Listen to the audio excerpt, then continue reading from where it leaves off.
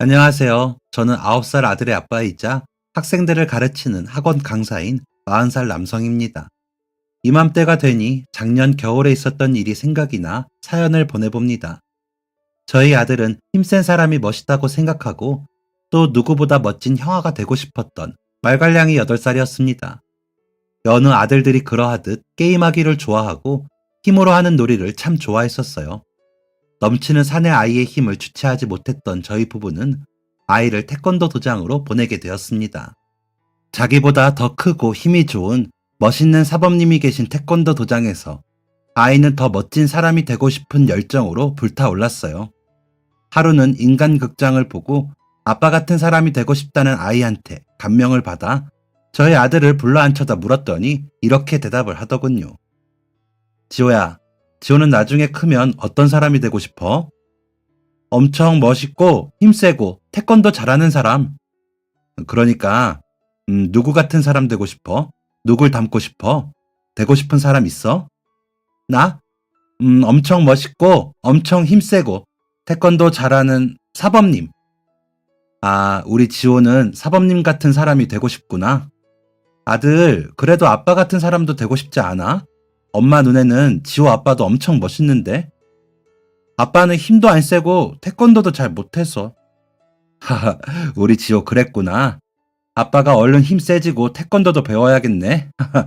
근데 지호야, 나중에 크면 엄청 멋있고 힘 세고 태권도도 잘하는 사람 돼서 약한 사람, 힘든 사람 도와주는 사람 돼야 돼. 약한 사람, 힘든 사람 괴롭히면 안 돼. 그래야 멋있는 사람이야. 알겠지? 항상 너보다 약한 사람을 돕는다고 생각해야 해. 나도 알아. 힘세다고 약한 사람 괴롭히는 건 나쁜 깡패. 힘세다고 약한 사람 도와주고 나쁜 사람 물리치는 건 유지호. 오, 우리 지호 멋있는데? 힘 얼마나 세졌나 아빠랑 팔씨름 한 판 할까?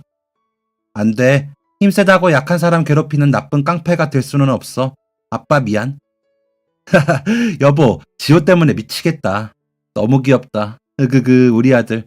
누굴 닮아서 이렇게 예쁘고 귀엽지? 지호는 꽤나 명랑한 목소리로 자기가 나중에 어른이 되면 어떤 사람이 되고 싶은지를 이야기했습니다.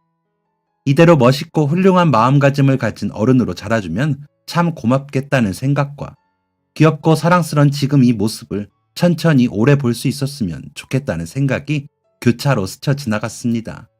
그렇게 예쁘고 사랑스러운 저희 아들 지호가 작년 겨울 머리를 심하게 다친 일이 있었습니다. 그때 저는 학원에서 다음 수업을 준비하고 있었고 저희 아내는 출장 때문에 다른 지역에 나가 있던 날이었어요. 그때 당시 아들이 태권도를 너무 좋아해서 도장을 따로 보내고 있었는데 도장에서 집으로 돌아오던 길에 사고가 일어나고 말았습니다. 이 녀석이 학원에서 태워주는 차를 타고 집에 오기만 했어도 그런 사고는 일어나지 않았을 텐데 무슨 마음의 변화가 있었던 건지 혼자 걸어서 집에 가기로 했다고 도장 사범님께 전화가 오더라고요. 애를 혼자 보내도 괜찮겠냐는 사범님 전화에 찝찝하긴 했지만 집이랑 그리 멀리 떨어진 거리도 아니고 종종 셋이서 손잡고 마실도 나오는 정도의 거리라 괜찮다고 통화를 마쳤습니다. 아들에게 전화를 거니 아주 신나는 목소리가 핸드폰 너머로 들려왔습니다. 아빠, 나 오늘 걸어간다. 혼자. 학원차 안 타고 왜 혼자 걸어가는 거야, 아들? 아니, 저번에 애들이랑 얘기하는데 다른 애들은 다 혼자서 집에 걸어가 본 적 있대. 나만 없어서. 근데 가는 길도 다 알겠고 재밌는데? 오, 유지호, 멋있는데? 다 컸는데 완전? 아들은 혼자 걸어가는 길이 즐거운 모양인지 콧노래까지 부르며 전화를 끊었고 그런 아들의 목소리를 들으니 저도 모르게 안심이 되어 신경을 조금 덜 쓰고 있었던 것 같아요. 그 시간에 아내가 아들과 통화를 했다면 집으로 돌아가는 내내 핸드폰을 놓지 않았을 텐데 아들과 전화를 끊고 수업에 들어가기 위해 교구를 챙기고 있을 때였습니다. 다시 아들의 번호로 전화가 걸려왔어요. 뭐지? 집에 도착했다고 자랑하려고 전화한 건가? 아들, 벌써 도착했어? 그런데 명랑한 아들의 목소리가 들려와야 할 핸드폰에서 너무나도 낯선 여학생의 목소리가 들려왔습니다. 떨리는 목소리를 애써 감추려던 그 여학생의 목소리에 본능적으로 제 온몸이 뻣뻣하게 굳어버렸습니다. 좋지 않은 예감이 들었습니다. 저기요, 아기가 많이 다쳤어요. 떨려서 목소리도 잘 나오지 않는 그 여학생을 붙잡고 거기가 어딘지 캐물어 냅다 달렸습니다. 그리고 달려간 곳에서 마주한 저희 아들의 모습은 차마 말로 표현할 수 없는 상태였습니다. 머리에 피가 많이 났는지 새하얗던 도복이 피로 물들고 천 같은 걸로 머리를 둘둘 말아둔 상태였어요.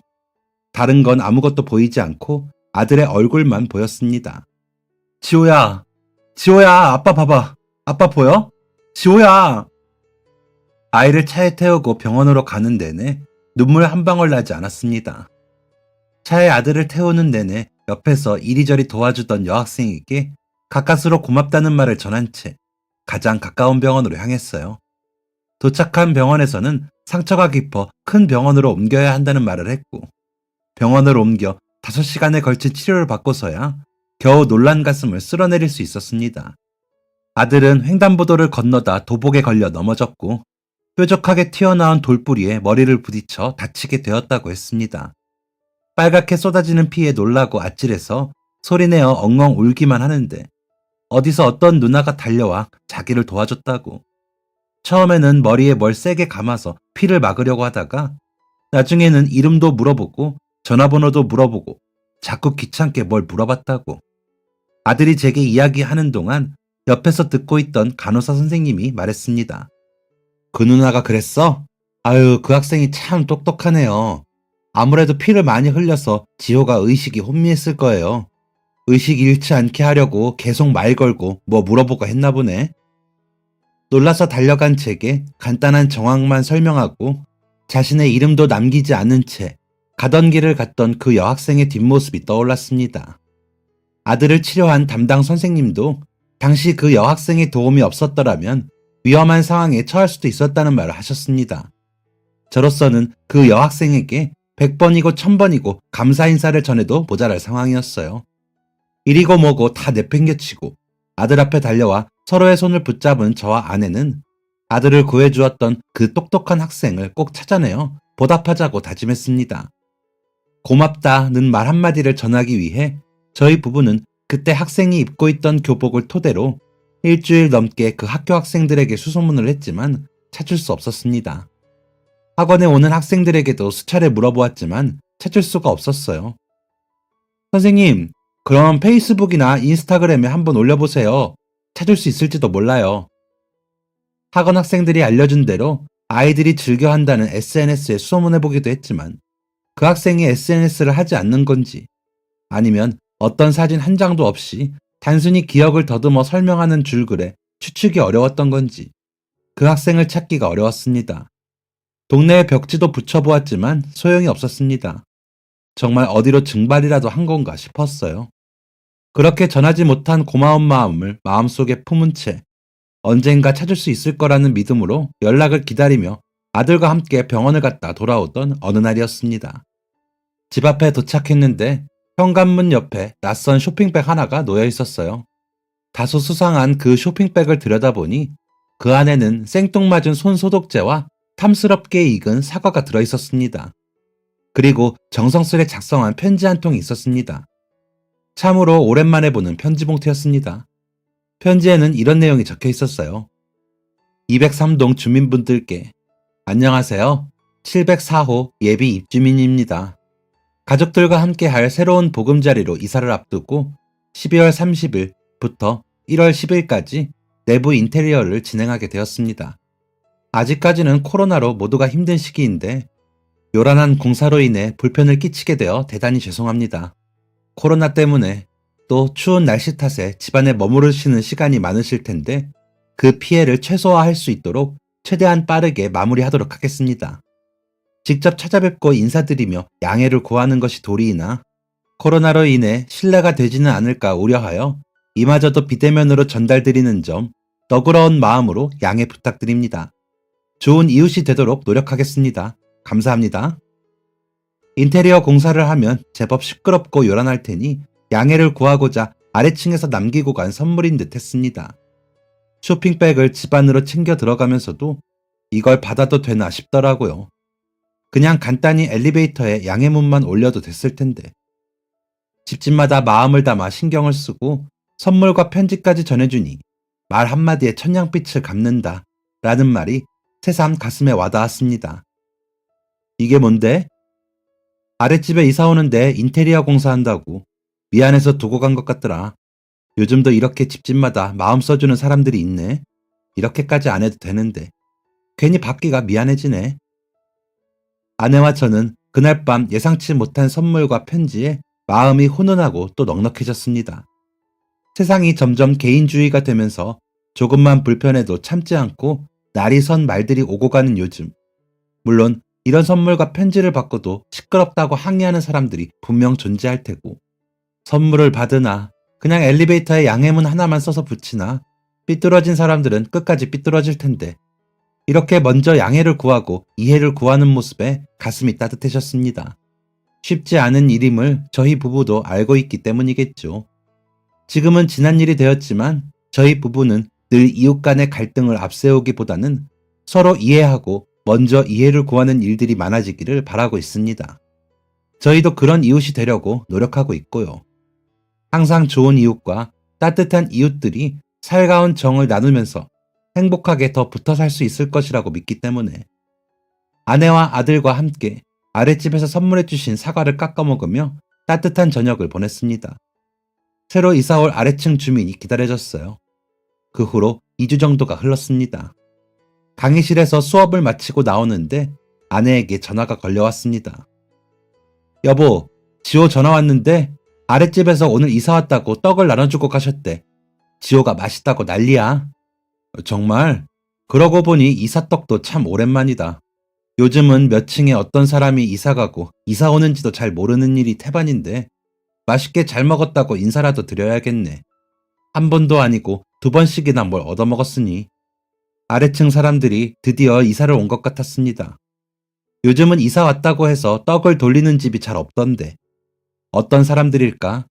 정이 많은 사람들 같아 마음이 따뜻했습니다. 집으로 돌아가는 길, 마트에 들려 작은 귤 한 박스를 샀어요. 그냥 맛있게 잘 먹었다는 말만 전하면 되려나. 이런 걸 주고받는 게 부담되지는 않을까 하며 귤 상자를 들었다 놨다 고민했지만 그래도 너무 받기만 한 것 같아 미안한 마음에 내린 결정이었습니다. 오는 길에 차에서 작은 메모도 작성했어요. 804호입니다. 지난번 주신 사과 너무 맛있게 잘 먹었습니다. 오늘 나눠주신 떡도 아들이 너무 맛있었다고 하네요. 정이 많은 가족이 오신 것 같아 괜히 반갑습니다. 앞으로 좋은 이웃이 되길 소망하며 소박하지만 마음을 담아 두고 갑니다. 아파트에 도착해 엘리베이터를 타고 익숙한 숫자 8 버튼이 아닌 7 버튼을 누르고 나니 조금 떨렸습니다. 귤 상자 위에 쪽지가 잘 붙었는지 몇 번을 확인하고 조심스레 문 앞에 내려두고 집으로 돌아왔습니다. 홀가분한 마음이 들기도 하고 아무튼 좋은 기분으로 그날도 잠에 들었어요.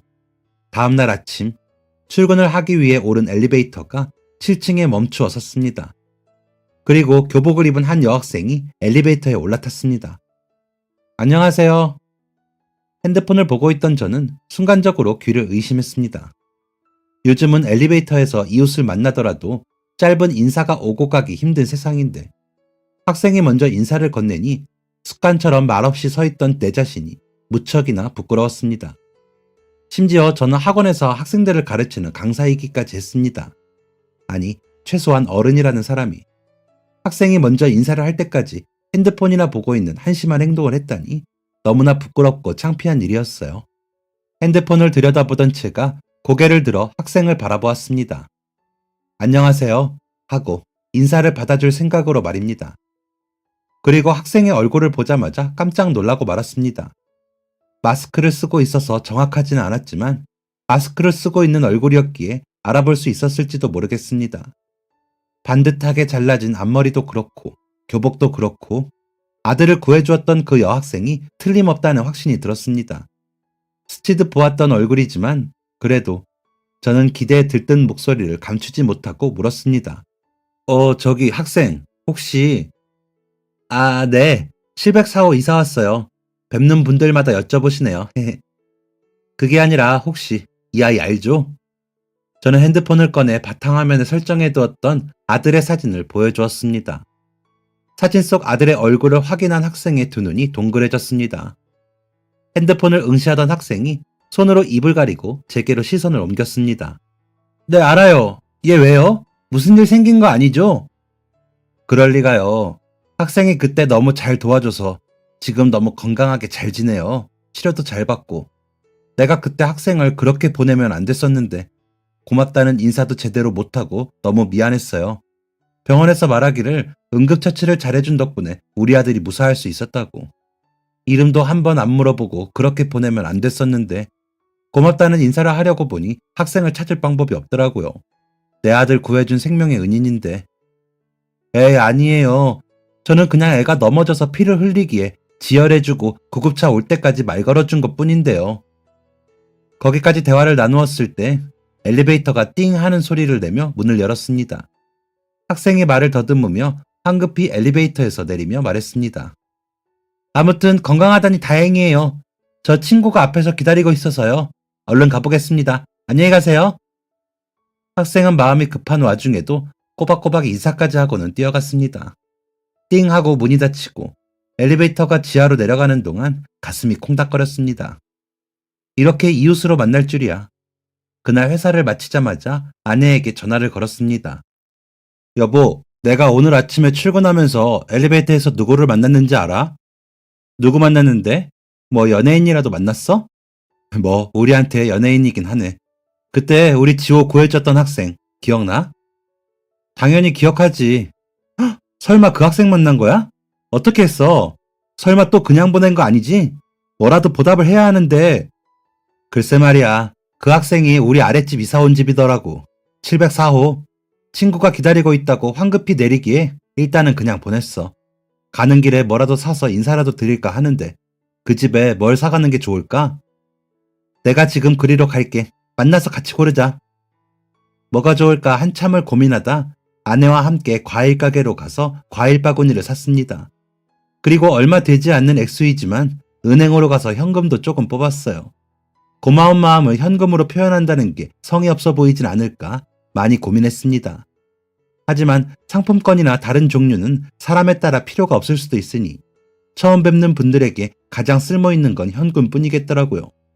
문구점에 들러 현금을 넣을 예쁜 봉투까지 고르고 집으로 돌아가 가장 먼저 아들을 예쁜 옷으로 갈아입혔습니다. 7층에 도착하니 문 밖으로 도란도란한 가정의 목소리가 새어나왔습니다. 띵동. 누구세요? 아, 저 804호에서 왔습니다. 어머, 어쩐 일로? 잠시만요. 이윽고 문이 열렸고 현관에는 저희 부부만큼이나 꽤 젊은 얼굴을 한 부부가 의아한 눈을 하고 저희를 바라보고 있었어요. 마스크를 쓰고 있었지만 당황한 그 마음은 마스크 너머로도 느껴졌습니다. 너무 불쑥 찾아온 건가?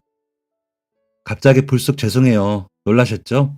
사실 저희 가족이 애타게 고마운 마음을 전할 일이 있어서 실례인 줄 알면서도 이렇게 불쑥 찾아뵙습니다. 다름이 아니라 이 집 따님에게 큰 빚을 졌어요. 그래서 감사하다고 꼭 말씀을 드려야 할 것 같아서 이렇게 왔습니다. 지호야, 인사드려야지. 안녕하세요. 저는 유지호라고 합니다. 제가 태권도 도장에 다녀오는 길에 넘어졌었는데요. 그때 머리에서 피가 철철 나고 어지러워서 앞이 안 보였는데 누나가 저를 도와줬었어요. 나중에 계속 잠이 오니까 누나가 말도 걸어주고요. 그때 따님이 걸어준 전화를 받고 놀라서 달려갔는데 너무 고맙게도 지혈까지 해주고 저희 아들한테 끊임없이 말을 걸어주고 있더라고요. 병원에 갔는데 의사 선생님이 그때 학생의 응급처치를 너무 잘해준 것 같다고. 정신 차리고 고맙다는 인사를 하려고 보니 이름도 연락처도 아무것도 아는 게 없었어요. 유일하게 아는 거라곤 교복인데 그마저도 그때 정신이 없어서 확실하지 않았고. 잠시만요. 그러니까 저희 딸 말씀이신 거죠? 우리 봄이가요? 네, 맞습니다. 오늘 엘리베이터에서 인사 나눴어요. 어머 세상에, 봄이야, 너 잠깐 나와봐. 방문이 빼꼼 열리고 그 학생이 걸어 나왔습니다. 쑥스러운 듯 옷소매를 만지작거리며 부모님 곁에 조용히 섰다가 시선 아래에 있는 저희 아들을 발견하고는 깜짝 놀라 달려왔습니다. 야, 너 괜찮아? 저희 아들을 붙잡고 괜찮냐고 묻는 학생의 모습에 학생의 어머니는 깜짝 놀라 두 손으로 입을 가렸고 그제야 무슨 상황인지 알 것 같다는 표정의 학생 아버지가 제 손을 잡아 끌며 말했습니다. 아이고, 이 무슨 인연입니까? 일단 들어오세요. 그렇게 저희 6명은 나란히 그 집 거실에 앉아 차근차근 이야기를 나누게 되었습니다. 지금은 완전히 괜찮은 거냐는 걱정 어린 질문들부터 대체 어떻게 하다가 그렇게 된 건지까지요. 제가 태권도 도장에서 버스를 타야 되는데 버스 타기 싫어서 걸어갔어요. 근데 띠를 밟아서 넘어져가지고 어떤 돌뿌리 같은데 퍽 하고 부딪혔어요. 그래도 노란띠 사나이니까 절대 안 울고 일어나서 가려는데 머리에서 피가 또르르 흘렀어요. 뭐래, 안 울긴? 학교 마치고 수행평가 준비물 사러 나갔는데 어디서 애기 울음소리가 으앙 하는 거예요. 꽤 멀리서 봤는데도 흰색 도보기로 피를 뚝뚝 흘리고 있는 게 보이는 거예요. 뭔가 큰일 났다. 119로 신고를 하면서 냅다 그쪽으로 뛰었어요. 뛰어가서 보니까 애가 생각보다 더 어린 거예요. 뛰어오기 전에도 놀랐는데 애를 가까이서 보고 더 놀랐어요. 학교에서 배운 대로 지혈은 해야겠는데 어떤 걸로 해야 하지? 깨끗한 걸로 해야 한다고 배웠는데 아무것도 없다는 사실에 눈물이 날 것 같았는데 딱 손에 든 비닐봉투에 든 손수건이 보였어요. 수행평가 준비물이었거든요. 손수건을 머리에 대고 목에 두르고 있던 목도리를 풀어서 애 머리에 꽉 묶었어요. 아저씨랑 구급차 둘 중 아무나 빨리 왔으면 좋겠다 하고 무서웠어요. 근데 이렇게 잘 아물고 잘 지낸다고 해서 얼마나 다행인지 몰라요. 지호한테 듣기로는 학생이 지호한테 이름도 묻고 연락처도 묻고 했다던데 그런 건 어떻게 배운 거예요? 그냥 왠지 그래야 될 것 같았어요. 사실 학교에서 배운 것 같기는 한데 이런 상황에서 쓰는 게 맞나 하면서 했었어요. 제발 무사해라. 제발 의식 잃지 마라. 속으로 엄청 기도했어요. 근데 제가 막 엉엉 울면 아기가 불안할까봐 그래도 애한테 비하면 제가 훨씬 누나인데 사고 당시 아들에게는 자세히 들을 수 없었던 그날의 일을 학생의 입을 통해 전해 들으니 이 학생에게 얼마나 더 고마워해야 하는지 실감하게 되었습니다. 어른이라도 충분히 당황스러웠을 그 순간에 그냥 지나치지 않고 어쩜 그렇게 똑똑하게 응급처치를 잘해주었는지 너무 고맙고 감사했어요. 학생 정말 너무 고마워요. 계속 똑같은 말만 반복해서 미안한데 진짜 학생이 우리 아들의 생명의 은인이에요. 내가 학생 찾고 싶어서 아무리 우리 학원 애들한테 수소문해도 영 찾기가 힘들더라고. 어떻게 이렇게 만났을까요? 안 그래도 저희 이이가 처음 이댁 인테리어 공사한다고 먹을 거랑 편지 집집마다 나눠주셨을 때 새로 이사 오는 집 사람들이 참 좋은 사람들인가 보다 했었는데 두 분이 그렇게 좋으신 분들이니 따님도 착하고 똑똑하게 자랐나 봐요. 아유, 별소리를 다 하세요. 아니에요. 저희도 오늘 저희 딸한테 그런 면이 있었다는 게 많이 놀랍기는 한데 저희가 민폐를 끼쳐서 사과를 드린 것도 저희 딸이 아드님 응급처치 해드린 것도 꼭 저희라서가 아니라 그 상황에 있는 누구라도 그렇게 했을 거예요. 대단한 일 한 건 아니고 해야 할 일을 했을 뿐이죠. 그렇게 가찬하지 않으셔도 돼요. 저희도 인연이 깊은 이웃이 생긴 것 같아 반가워요. 누나, 근데 이름이 뭐야? 나? 누나 이름은 김보미. 꼬맹이 너 이름은 뭔데? 나는 유지호. 누나, 나 꼬맹이 아니거든. 우리 태권도에서 내가 제일 잘해. 내가 그때 넘어져서 다쳤어도 내가 제일 잘해. 오, 진짜? 지호 너는 그럼 공부도 잘하겠네? 당연하지. 우리 아빠 학원 수학쌤이야. 그래서 내가 수학을 엄청 잘해. 우와, 정말? 이 자식 너 대단하네. 지호야, 거짓말하면 못 써. 너 수학 잘한다고 누가 그래? 갑자기 끼어든 지호의 맹랑한 발언에 잠시나마 모두가 하하호호 웃을 수도 있었습니다. 놀란 마음에 딱딱하게 얼어있던 분위기가 어느 정도는 말랑하게 풀어진 것 같아 지금쯤 준비한 봉투를 드려야 할 것 같아 엉덩이를 움찔거리고 있었을 때였습니다. 지호 어머니가 눈을 반짝이며 제게 물었습니다. 근데 지호 아버님은 학원 선생님이세요? 아, 네. 종합학원인데 저는 중고등학생들 수학 가르치고 있어요. 아유, 그래요? 저희 봄이도 이사 오고 학원 옮기려고 알아보고 있던 참이었는데. 아, 엄마, 나 학원 안 다녀도 된다니까. 오, 저희 학원 오시면 제가 잘해드릴게요. 저 이래봬도 제법 잘 가르칩니다. 아저씨, 저 갈 일 없어요. 그리고 저 학원 안 다녀도 혼자서 잘해요. 그럼 애 가게 되면 연락드릴게요. 아우, 정말 고마운 인연이네요. 저희한테도. 저, 이거 큰 건 아니고 저희가 준비한 건데 아무래도 따님한테 너무 고맙고 감사해서 그냥 있을 수가 없어서요. 저희 마음이다 생각하시고 받아주시면 어떠실까요? 저는 분위기를 틈타 주머니에 넣어두었던 봉투를 건넸습니다. 잘 보면 꼭 두터운 편지 같은 모양새를 한 봉투를 건네자 두 분이 당황하며 서로를 바라보았습니다. 그리고 봉투를 집어든 봄이 아버지 표정이 먼저 일그러지고 이윽고 내용물을 확인한 봄이 어머니의 얼굴도 연달아 일그러졌습니다. 등 뒤로 식은땀이 뻘뻘 흘렀습니다. 고민 많이 했습니다. 혹시 우리 아들의 생명을 구해준 이 학생을 다시 만나게 된다면 어떤 보답을 해야 할까? 몇 푼 안 되지만 그래도. 아니요, 정말. 저희 봄이가 뭐 이런 거 받으려고 한 일도 아니고 마음을 얼마나 쓰셨는지는 저희도 알겠지만 그래도 못 받아요. 같이 아이 키우는 입장이니 대충 저희가 거절하는 의미도 잘 이해해 주실 거라 믿어요. 그냥 이런 거 말고 앞으로 이웃 간에 서로 잘 지내는 걸로 해요. 요즘 이웃이랑 잘 지내기 정말 어렵잖아요. 이런 시기에 좋은 이웃 만난 것만으로도 서로한테 좋은 일이잖아요. 그렇게 보민의 부모님의 정중한 사양은 저희에게 큰 깨달음을 주었고 집으로 돌아가서 한참 동안 아내와 이야기를 나누었습니다. 우리도 5, 6년쯤 뒤엔 저런 부모가 되어 있을 수 있을까? 봄이가 학원으로 오면 꼭 잘해주겠다는 다짐을 100번을 하고 나서야 잠에 들었습니다. 학원 안 가도 된다고 소리 지르던 봄이의 모습이 꿈에서도 아른거려 신경이 쓰였었습니다. 이후로도 저희 집과 봄이네 집은 그때 이야기했던 좋은 이웃이 되기 위해 다정한 모습으로 안부를 물으며 가깝게 지냈습니다. 맛있는 음식이 있으면 일부러 더 많이 해서 나누기도 하고 동네에 좋은 소식이 생기면 누구보다 빠르게 알려주기도 하면서요. 비록 아이들의 나이대는 다르지만 아이를 키우고 있다는 것 하나만으로도 참 공통점이 많았습니다. 그러나 기다리고 기다리던 봄이는 끝내 학원으로 오지 않더라고요. 조금 기다리면 오겠지, 올 때 되면 오겠지 하며 기다렸지만 몇 개월이나 발걸음을 하지 않으니 걱정이 되었습니다. 학원을 오지 않으려는 이유가 뭘까? 정말 잘 가르쳐 줄 수 있는데 봄이네 부모님을 통해 이유를 물을까 하다가 출근길에 엘리베이터에서 마주친 봄이에게 직접 물어보기로 했습니다. 굿모닝? 안녕하세요, 아저씨. 응, 그래. 봄이 학교 가니? 네, 완전 잠아요. 아저씨도. 근데 봄이 너 왜 학원 안 다니려고 하는 거야? 7층의 높이가 이렇게 낮았던가요? 대화는 아직 시작도 안 했는데 엘리베이터가 땡 하고 1층에 멈춰섰습니다.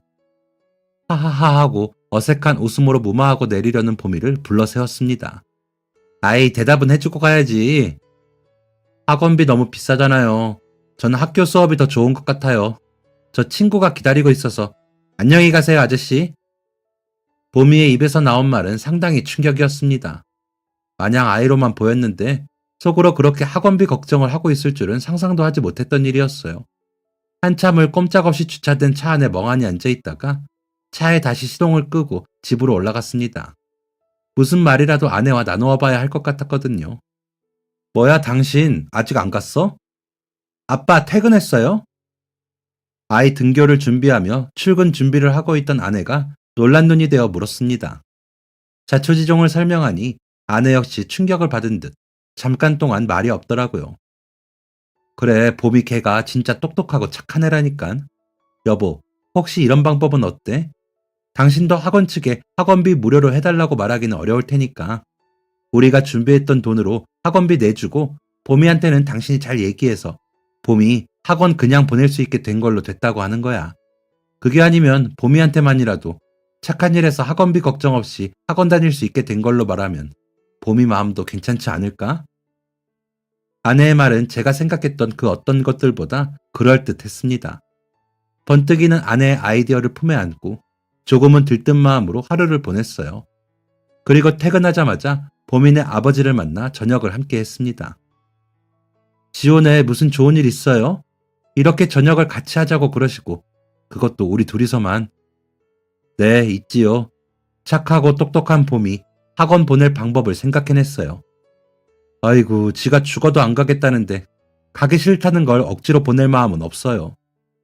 그게 사실 제가 오늘 아침에 봄이한테 살짝 물어봤는데 봄이가 봄이 아버지에게 아침에 봄이와 나누었던 대화를 들려주니 아침에 저희 부부만큼이나 충격을 받은 듯 한참 말없이 소주를 들이켰습니다. 저는 침묵이 길어지기 전에 얼른 다음 말을 꺼냈습니다. 근데 또 봄이 말이 틀린 거 하나도 없어요. 제가 다니는 직장인데 이렇게 뒷담화하고 그러면 안 되지만요. 요즘 학원비 거품이 너무 심해. 너무 비싸요. 나도 그렇게 느끼고 있었는데 봄이가 딱 꼬집어내니 뜨끔하더라고요. 역시 똑똑해요. 그래서 말인데 봄이한테는 착한 일 해서 무료로 학원 다닐 수 있게 된 걸로 하고 그냥 학원 보내시면 어때요?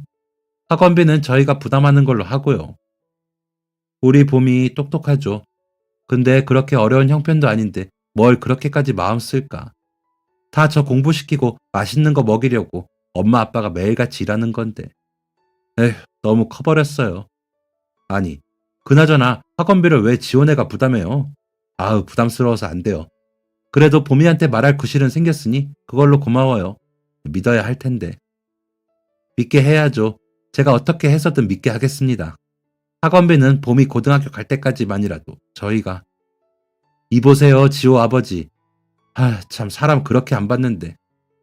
아유, 형님 그러지 마시고 못 이기는 척 좀 받아주세요. 네? 형님. 안 돼요. 그거 받았다가 봄이 엄마한테 무슨 소리를 들으라고. 봄이 어머니는 울 지호 엄마한테 맡기시고. 네? 정말. 좋아요. 근데 대신 이렇게 합시다. 학원비를 전부 받는 건 도저히 안 되겠고 일부만 받는 걸로 할게요. 지호도 이제 점점 커가는데 지호 생각도 하셔야지. 애들 금방 커요. 잉? 소주 한 잔 기울이며 간절히 설득한 끝에 전액 지원까지는 아니더라도 봄이의 학원비를 반반씩 부담하는 것으로 약속을 받아냈습니다. 무언가를 해줄 수 있다는 것에 가슴이 벅차올랐습니다. 아내에게도 이 이야기를 전해주니 진심으로 기뻐했어요. 너무 잘했다며 칭찬을 받으니 기분이 참 좋더군요. 그렇게 저는 다음 날 학원으로 가서 간단한 문서 작업을 했습니다. 똑똑한 봄이에게 들키지 않고 선물을 전하려면 철저한 준비가 필요했거든요. 원장님께 말씀을 드리고 마치 학원에서 보내온 안내문인 것처럼 내용을 작성했습니다. 허허, 유 선생 참 특이하네. 영업을 특이한 방식으로 해. 대망의 다음날 아침, 봄이네 아버지를 통해 봄이가 현관문을 나섰다는 연락을 받자마자 엘리베이터에 올랐습니다. 안녕하세요. 굿모닝 봄이야. 오늘 아저씨가 좋은 소식 가져왔는데. 뭔데요? 저는 별다른 말 없이 봄이에게 안내문을 건넸습니다. 짧은 내용이었습니다. 선행으로 타 학생들에게 모범이 될 김봄이 학생을 학원으로 초대한다는 내용이었습니다. 가장 아래에 쓰여진 학원비 전액 지원이라는 단어를 보자마자 봄이가 손으로 입을 가리며 저를 쳐다보았습니다. 어때? 죽이지? 네, 완전 대박. 근데 학원 가면 다른 애들이 제 이야기를 알고 그런 건 아니죠? 저 그런 거 완전 부담스럽고 불편한데. 맞다. 근데 너 오면 이름표 달고 수업 들어야 해. 선행학생 김봄이. 이 학생은 위험에 처한 한 초등학생의 목숨을 구해주었음. 이렇게. 네? 땡. 그때 엘리베이터가 1층에 도착했다는 알림이 들리고 문이 열렸습니다. 봄이는 습관처럼 1층 출입구로 내달리며 친구가 기다리고 있어서 안녕히 가세요 하고 외쳤습니다. 그 모습을 보니 피식 웃음이 새어나왔습니다. 저렇게 좋아하는 모습을 보니 봄이 아버지에게 얘기를 꺼내길 참 잘했다는 생각이 들었어요. 그렇게 기쁜 마음으로 1층에 도착해서 차에 시동을 걸고 출발하려는 그때 쿵쿵 하고 누군가 차문을 두드렸습니다. 아저씨! 아저씨! 봄이었습니다. 깜짝 놀란 저는 다급하게 창문을 내렸습니다. 거짓말이죠? 저 진짜 그 이름표 달고 수업 듣는 거 아니죠? 야, 그것 때문에 여길 내려온 거야? 당연하죠. 창피해서 어떻게 그래요. 저 진짜 그런 걸로 주목받는 거 싫어한단 말이에요. 그냥 해야 할 일을 했을 뿐인데. 오케이. 그럼 아저씨가 너 그 이름표 절대 달 일 없게 할게. 약속? 감사합니다. 저 그럼 친구가 기다리고 있어서 이제 진짜 안녕히 가세요. 중학생 아이의 생각이라고는 믿기지 않을 정도로 순수한 생각에 창문을 닫고 소리내어 푸하하 웃어버렸습니다. 저렇게 순수하고 어린아이가 그 위급 상황에 우리 아들을 구해냈다는 게 믿기지가 않았습니다. 마음속에 따뜻한 무언가가 가득 들어차는 기분이었어요. 저 아이를 최선을 다해 가르쳐야겠다. 그리고 아들 지호도 꼭 저렇게 착하고 똑똑하고 때묻지 않은 사람으로 자랄 수 있도록 좋은 부모가 되어야겠다 생각했습니다. 보민의 부모님과 좀 더 자주 교류하고 가까이에서 나누면서 좋은 사고방식들을 배워야겠다고 다짐했어요. 그렇게 시간이 흘러 보미는 저희 학원의 우등생이 되어 열심히 공부를 하고 있습니다. 보미뿐만 아니라 다른 학생들에게도 보미를 대하듯 더 다정하게 변하게 되었어요. 달라진 저의 모습은 저만 낯설 뿐이었지 저를 제외한 다른 사람들은 모두 좋아해 주었습니다. 일을 하고 길을 걷고 사람들을 만날 때 속으로 늘 다짐합니다. 좋은 부모가 되겠다고. 좋은 부모가 된다는 것은 좋은 사람이 된다는 뜻이고 좋은 사람이 됨으로 인해 자식에게도 좋은 방향을 제시할 수 있다는 것이니까요. 보미는 올해 고등학교에 올라갑니다. 워낙 똑똑한 아이라 공부에 대한 열정도 엄청나더라고요. 가까이서 가르쳐보니 손이 갈 필요가 없을 정도로 혼자 알아서 참 잘합니다. 작년에 자기는 혼자서도 알아서 잘한다고 소리 지르던 그 모습이 눈에 선하네요. 그렇게 말하던 모습이 정말 자신감에서 나온 모습이라는 사실에 다시 한번 인간 대 인간으로서 보미가 대단합니다. 초등학생 2학년이 되어버린 저희 아들은 이제는 친구 녀석들이 보면 너무 많이 커서 징그럽다고 하는 정도가 되어버렸고 말끝마다 말대꾸를 얄밉게 하는 녀석이 되어 있지만 보미 앞에서는 꿈쩍도 못하고 꼬리를 내립니다. 얼마 전 보민의 가족과 저희 가족이 함께 모여 식사를 하는 자리에서 지호가 눈물을 글썽인 일도 있었어요. 이제 저 고등학교 가면 공부하느라 시간 없어서 지호 까부는 거 자주 못 볼까봐 그게 제일 속상해요. 엄마, 고등학교는 가면 시간이 없는 거야? 응, 고등학교는 가면 밤까지 공부해야 해서 시간이 없어. 왜 지호야, 누나가 시간 없어서 너 자주 못 볼 것 같다고 하니까 너도 속상하냐? 아니, 그럼 나는 고등학교 언제 가? 넌 임마 한참 멀었지. 왜, 중학교 안 가고 고등학교로 바로 가게 해줄까, 아빠가? 응, 할래. 그러면 너 앞으로 밥 먹는 시간 빼고 전부 아빠랑 공부하자. 에이, 그건 좀. 야, 유지호. 남들보다 더 열심히 더 많이 공부해야 중학교 안 가고 고등학교로 바로 갈 수 있지. 쉬운 줄 알았어? 엄청 공부 잘해야 돼. 그럼 고등학교 다음은? 고등학교 끝나면 누나 다시 시간 많아? 어? 아빠 말고 엄마가 대답해줘. 지호야, 아빠 말은 듣기가 싫어? 공부하라 그래서? 이 녀석 웃기는 녀석이네. 아, 아빠 말고 엄마가 말해주라니깐. 야, 내가 말해줄게. 나 고등학교 끝나고 대학교 가면 더 바빠. 대학교가 얼마나 바쁜 곳인지 알아? 나중에 나 좋은 회사 취직하려면 대학교가 겁나게 중요하단 말이다. 근데 이 모든 게 공부만 잘하면 엄청 쉬워. 공부 못하잖아? 남들보다 나중에 더 바빠. 그러니까 유지호 어린이 엄마 아빠 말씀 잘 듣고 공부 열심히 해. 그래야 누나 가는 고등학교, 누나 가는 대학교 줄줄이 따라오지. 알겠냐? 역시 우리 김보미 학생 훌륭해. 아이고, 지호네는 지호 크는 거 보는 재미가 아직 쏠쏠하겠어요.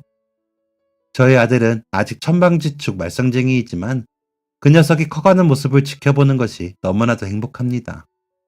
좋은 누나가 생겼으니 더할 나위 없이 든든합니다. 보미도 저희 아들이 좋은 동생이라고 생각할 수 있도록 제가 더 열심히 살아야겠죠. 요즘처럼 이웃끼리의 정이 팍팍하고 냉랭할 때 좋은 사람들을 만나 이웃 간의 정을 느낄 수 있어 참 반갑고 고맙습니다.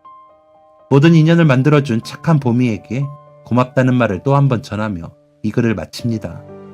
언제나 어디에서나 당신만을 위해 반짝이는 행운이 자리하고 있다는 것을 잊지 마시고 오늘도 파이팅 합시다. 저희 가족이 만난 보민의 가족처럼 따뜻한 사람들이 생각보다 여러분의 가까이에도 존재하고 있을지도 모릅니다. 늘 나누고 사랑하세요. 겨울은 한결 더 사랑하기 쉬운 계절이잖아요. 가슴 벅찬 저희 가족의 이야기를 들어주셔서 고맙습니다. 감사합니다. 지금까지 사연 들어주셔서 감사합니다. 사연이 재밌으셨다면 구독과 좋아요를 눌러주세요. 감사합니다. 안녕히 계세요.